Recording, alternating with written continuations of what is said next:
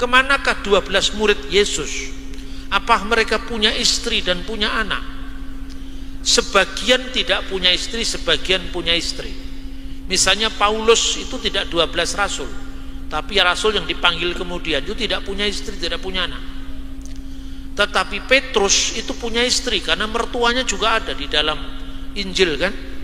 Dan ini selebihnya kita tidak menerima catatan dari Alkitab.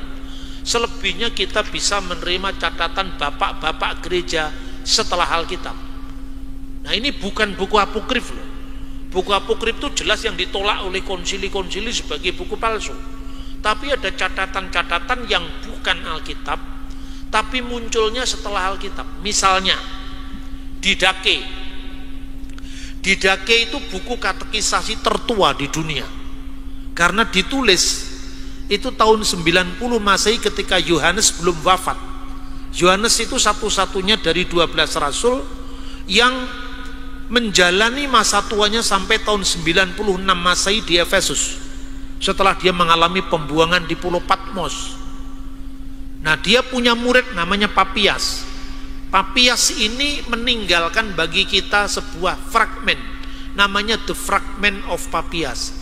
Dari Papias itulah kita tahu Injil pertama ditulis Matius, Injil kedua ditulis Markus, Injil ketiga ditulis Lukas. Itu dari Papias kita tahu. Misalnya dalam Alkitab, ini contohnya pentingnya buku-buku ini ya. Kalau Anda membaca di Injil Matius, Yudas matinya gantung diri. Tapi kalau Anda membaca di Injil di Kisah Para Rasul yang ditulis oleh Lukas yang juga menulis Injil Lukas, Yudas itu matinya jatuh tertelungkup sampai isi perutnya keluar. Nah, orang modern bingung, mana yang benar ini? Injil saling bertentangan itu yang jadi bahan bulian orang-orang yang kurang pekerjaan itu kan, selalu ngurusi agama orang lain. Ya toh? Ini orang Kristen kan bingung biasanya. Alkitab saling bertentangan. Saya bilang, yang saling bertentangan itu karena otakmu kurang banyak referensi, makanya saling bertentangan. Tapi tidak begitu.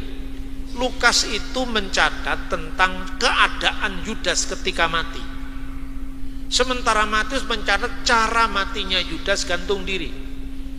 Papiaslah yang menjelaskan bagaimana kronologi kematian Yudas.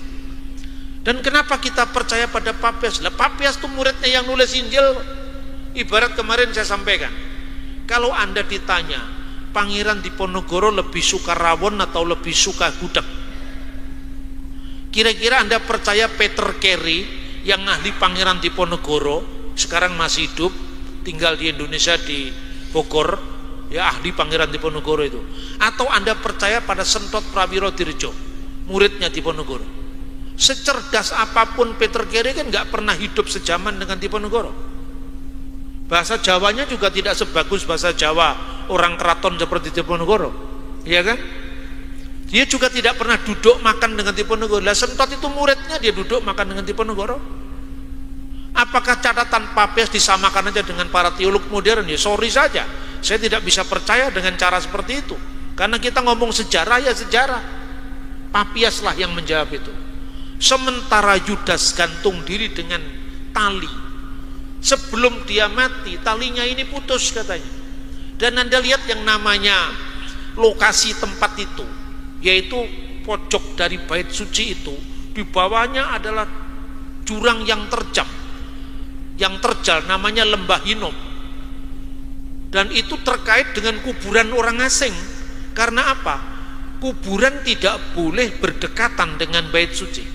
Jadi tempat gantung dirinya Yudas itu menurut catatan dari abad kedua awal, itu tempat di mana dia mendekati Lembah Hinom itu. Lalu sementara dia gantung diri di situ, karena dia yang dikatakan tidak kosher, uang hasil pengkhianatan itu dimasukkan ke kotak korban, kotak persembahan, maka uang itu dilempar kan. Nah, itu terkait dengan semua hukum Yahudi itu. Sementara Yudas itu gantung diri, dia belum mati ketika gantung diri itu, talinya tiba-tiba putus lalu jatuh tertelungkup. Jadi yang satu itu mencatat tentang cara matinya gantung diri, yang kedua keadaannya ketika mati, dia gantung diri, talinya putus lalu jatuh terjerembab sampai ke tanah, isi ususnya keluar. Itu dicatat dengan clear oleh penulis yang tidak lain muridnya Rasul Yohanes. Itulah pentingnya data-data apostolik. Makanya kalau di gereja kuno ini dinamakan Apostolic Fathers, tulisan murid-muridnya para rasul. Dari situlah kita mengenal sejarah Injil, dari situlah kita mengenal sejarahnya para rasul, termasuk dari situlah kita mengenal bagaimana Tritunggal itu bukan sekedar rumusan formulasi teoritis, tapi itu adalah iman gereja. Sepanjang abad Polikarpus itu muridnya Yohanes, diangkat menjadi penilik jemaat atau sebagai episkopos, sebagai uskup di salah satu dari 7 jemaat yang tercatat dalam kitab Wahyu, namanya Smyrna. Suatu saat pada tahun 156 tanggal 22 Februari, kematiannya juga diperingati sampai hari ini. Dia ditangkap dari ruang doanya, dan kemudian yang nangkap dia itu tidak tega karena dia sudah tua, umurnya 86 tahun. Bapak, tidakkah engkau bisa kerjasama dengan kami? Sebetulnya kami tidak tega dengan keadaanmu seperti ini. Apa sulitnya sih membakar dupa di depan patung kaisar? Karena waktu itu kaisar menuntut penyembahan sebagai Dominus et Deus, Tuhan sekaligus Allah. Dia tidak mau berbicara sampai kemudian di depan perapian itu yang siap membakar dirinya, dia disuruh menyangkal Yesus, dan dia mengatakan 86 tahun saya mengikuti dia dan tidak sekalipun dia pernah mengecewakan saya. Lalu dia pilih mati syahid, dan ketika dia dibakar di perapian itu memuja Allah Tritunggal dengan himne yang sangat terkenal. Jadi Tritunggal itu sudah menjadi himne yang dibayar dengan nyawanya para martir, bukan sekedar rumusan. Konsili Nikea itu hanya sekedar merumuskan, bukan menciptakan. Ini harus dipahami. Rumusan iman itu datang setelah pengalaman iman, ya. Kemudian rasul-rasul yang lain, Petrus itu akhirnya pergi ke Antioquia, dan itu masih dicatat dalam kitab Galatia, masih dicatat di Kisah Rasul 15, ya. Kemudian mengirimkan delegasi ke Antioquia untuk menyatakan bahwa bagaimana orang-orang non-Yahudi tidak perlu disunat dulu untuk menerima Yesus dan seterusnya itu. Tapi Petrus sebelum dia pergi ke Roma tahun 37 Masehi menurut catatan gereja kuno ini, dia mengangkat 2 uskup. Uskup itu yang diterjemahkan dalam Alkitab bahasa Indonesia penilik jemaat, bahasa aslinya episkopos. Jadi mencatat itu 2 orang itu, yang pertama namanya Evodius. Nama Evodius itu juga tercatat dalam Perjanjian Baru, hanya tidak disebutkan siapa. Yang kedua Ignatius, menurut catatan Bapak Gereja, Ignatius itu anak yang datang kepada Yesus dan biarkanlah anak-anak itu datang kepadaku karena dia yang akan memperoleh kerajaan Allah. Itu salah satunya Ignatius dari Antioquia. Makanya Ignatius itu diangkat jadi episkopos, penilik jemaat selain Evodius. Kenapa kok ada pemimpin kembar gereja? Karena di Antioquia pada pertama, menurut catatan dari sejarawan Yahudi Flavius Josephus, 20% penduduknya Yahudi, 80% bukan Yahudi. Maka gereja akan mengulangi keputusannya seperti dicatat oleh Rasul Paulus dalam Galatia pasal 2, pasal 1 dan 2. Rasul bagi orang-orang bukan Yahudi dan rasul bagi orang-orang Yahudi, rasul bagi orang-orang yang tak bersunat dan rasul bagi orang-orang yang bersunat. Kan ada pembagian tugas itu. Karena Antioquia lah yang paling beragam, karena ada jemaatnya Yahudi dan non-Yahudi, maka dipilih 2 orang itu. Karena Evodius itu non-Yahudi, Ignatius itu Yahudi kelahiran Yerusalem, dipilih 2 ini pemimpin kembar, seolah-olah Ignatius bertanggung jawab pada 20% orang ini, penduduk yang Kristen Yahudi. Evodius yang lebih senior bertanggung jawab pada pengikutnya yang bukan Yahudi. Sampai kemudian sebelum tahun 90 Masehi, Evodius sudah menjadi tua dan dia mundur, dan kepemimpinan gereja dipegang oleh Ignatius dari Antioquia. Sejak Ignatius itulah maka ungkapan aku percaya akan satu gereja yang kudus, am dan rasuli pada saat itu. Kenapa gereja yang am, gereja yang katolik, katoliki eklesian? Karena gereja yang mencakup baik Yahudi maupun bukan Yahudi. Gereja yang universal, gereja yang utuh itu di Antioquia. Nah, kita kan cuma mengatakan di pengakuan iman kita, aku percaya akan gereja yang kudus dan am itu kan. Tapi istilah itu kapan munculnya? Tanpa membaca sejarah gereja kita tidak paham itu. Maka pengakuan iman itu di mata gereja modern, itu hanya tradisi. Itu tidak perlu kita pertahankan. Kita langsung bisa bikin sendiri kok yang lebih keren. Iman itu bukan soal keren dan tidak keren. Iman itu soal kesinambungan sejarah.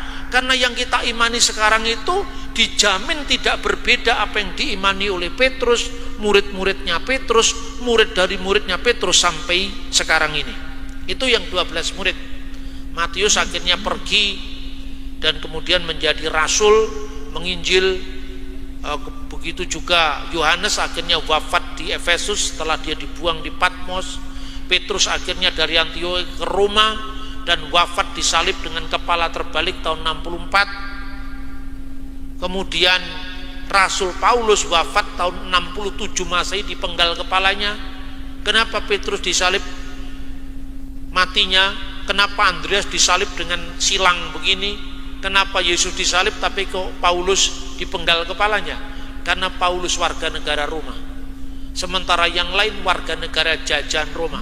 Anda bisa cari buktinya itu dari pelaksanaan hukum di zaman Romawi. Wong kita belajar fakultas hukum masih sekarang hukum zaman Roma kok. Ada yang namanya ius gentium dan ius romanum. Ius romanum itu hukum yang berlaku bagi warga negara Roma. Jajahannya Roma berlaku ius gentium.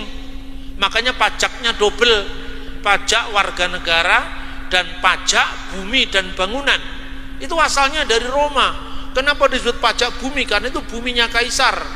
Kenapa disebut pajak bangunan? Karena kamu membangun rumah di atas fasilitas tanahnya kaisar. Itu yang kemudian diteruskan oleh hukum Perancis, Belanda. Belanda dibawa ke Indonesia jadi hukum agraria kita. Itu dari Roma semua. Kita mau nyangkal bagaimana sejarah itu, ya kan? Jadi hidupnya para rasul itu bisa juga dilacak dari banyak sumber. 70 murid itu dicatat antara lain oleh Hippolytus dari Roma. Hippolytus itu wafat tahun 223. Hippolytus dari Roma itu muridnya Irenaeus dari Lyon. Irenaeus wafat tahun 202. Irenaeus menulis 4 buku tebal-tebal, judulnya Adversus Haereses, melawan bidat-bidat. Irenaeus itu yang mengatakan Injil pertama Matius, Injil kedua Markus, Injil ketiga Lukas, Injil keempat Yohanes, hanya ada 4 Injil di seluruh muka bumi katanya. Siapakah Irenaeus? Irenaeus muridnya Polikarpus yang tadi mati syahid dengan memuja Allah Tritunggal. Polikarpus muridnya Yohanes anak Zebedius yang nulis Injil keempat. Jadi silsilahnya bisa sambung, masing-masing menulis buku. Lah kurang apa sekarang? Ya kecuali kalau ini menurut riwayat yang disampaikan oleh Irenaeus.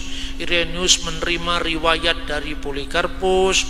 Polikarpus menerima riwayat dari gurunya yang bernama Yohanes. Konon riwayatnya dulu riwayatmu kini. Tidak seperti itu. Karena kalau cuma riwayatmu kan cuma riwayat, tidak ada datanya. Ini semua ada datanya. Makanya orang Kristen yang tidak hormat pada warisan akarnya sendiri menjadi bingung sendiri, karena malah minder ketika diserang orang lain. Mari kita kembali kepada warisan sejarah gereja kita yang agung itu. Ya, itu kemudian dicatat tentang 70 murid. 70 murid itu sebagian disebutkan dalam Alkitab. Misalnya 2 orang yang berjalan ke Emmaus. Seorang murid yang namanya Kleopas, ya, ada nama Kleopas. Seorang murid yang namanya Kleopas. Tapi Anda cari di 12 murid kan nggak ada nama Kleopas. Jadi Kleopas muridnya Yesus yang bukan kelompok 12. Karena ternyata dalam Injil Lukas pasal 10 ada murid yang disebut kelompok 70. Kelompok 70 itu termasuk Kleopas lah. Menurut catatan sejarawan Epifanius dari Salamis, kemudian Hagesippus yang nulis di awal abad ketiga, kemudian dilanjutkan oleh sejarawan Eusebius dari Kaisarea, Kleopas itu adiknya Yusuf suami Maria. Jadi Yusuf punya adik namanya Kleopas. Kleopas ini istrinya namanya juga Maria. Makanya dalam Injil Yohanes pasal 19 ayat 25, di bawah salib itu berdiri Maria ibu Yesus, saudara ibunya Maria istri Kleopas, dan Maria Magdalena, ya kan? Nah, Maria istri Kleopas itulah ibunya Simeon. Simeon itu adiknya Yakobus. Jadi Yakobus saudara Yesus itu bukan saudara kandung, itu saudara anaknya adiknya Yusuf, ya. Itu sejarah gereja, nggak bisa disangkal hanya karena kita bukan Katolik, itu salah itu. Kalau sejarah ya sejarah, karena teologi itu nggak bisa dibangun atas dasar asal beda dengan Katolik, terus Katolik asal beda dengan Protestan. Ini tidak jujur. Sejarah itu ya sejarah. Makanya pendekatan saya memaafkan sejarah, menatap masa depan bersama. Nah, kalau kita berteologi seperti ini, teologi yang tidak didasarkan atas kebencian masa lalu, tidak dengan beban kebencian pada aliran lain, maka yang kita capai bukan hanya aliran, tetapi samudra. Maka kalau dikatakan, Pak Bambang dari aliran apa? Saya enggak berasal dari aliran, saya dari samudranya langsung. Karena kalau aliran dapatnya sedikit, kalau samudra dapatnya akan banyak itu. Dan namanya samudra itu kan mesti puspawarna. Ikannya tidak hanya ikan hiu saja, kan ada ikan yang lain. Makanya kekayaan samudra, baktera, kita mengarungi samudra Aikumene itu isinya macam-macam. Jadi nggak usah diseragamkan, itulah keunikan tubuh Kristus, ya.